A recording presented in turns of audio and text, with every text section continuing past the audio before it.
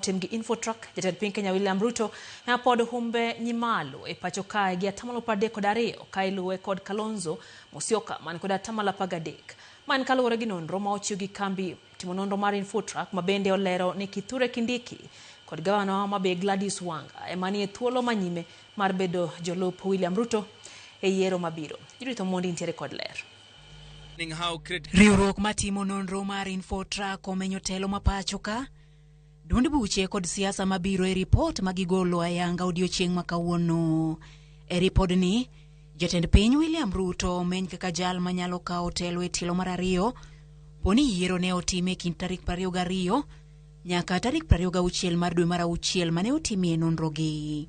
Ruto iluwo kod Kalonzo Musyoka e atamalo 13, Edwin Sifuna e atamalo 12, Fred Matiang'i e atamalo 12, ka josiasa mamoko kama oriwo Rigathi Gachagua, Babu Owino, David Maraga kod Martha Karua oyudo e kind atamalo 4 nyaka 1.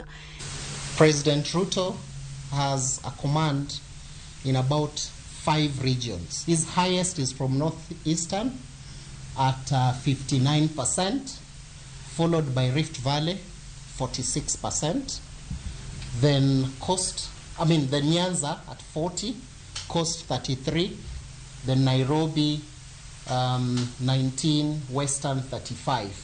Eteko mar chiwo sir ne sirikal mar Manywanda, atamalo 33 mar ji 3,000 mane okawo pachgi, chiwo sir ne sirikand Manywanda kod aluora ma Nyanza e listi mamalo mar gwenge masiro sirikand no mar Manywanda.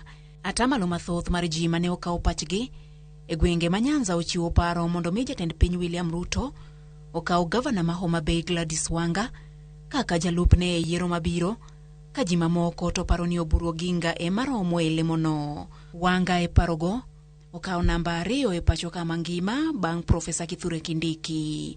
In Nyanza, they would prefer Gladys Wanga to be the running mate, then followed by Dr. Oburu at 25%. The uncertainty on who could be the possible running mate for the broad-based government is still high, because 37% are not sure. They are not sure on who they could consider.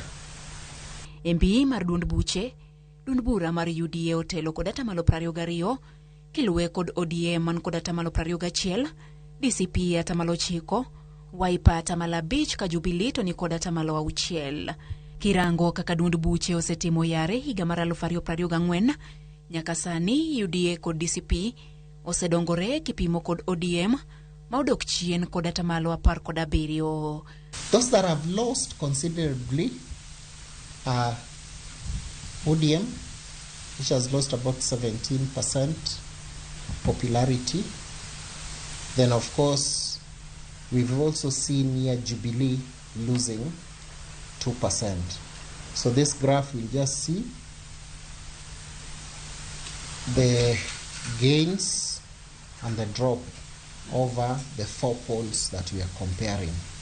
Report ni bende omenyo jatelo maideo ni nyalo fwadho bandech kweth maketo sirikal tesre, ka thuolo ma okuongo en mar Kalonzo Musyoka kiluwe kod Matiang'i, Sifuna, Rigathi luwo mabor chien kod atamalo 9.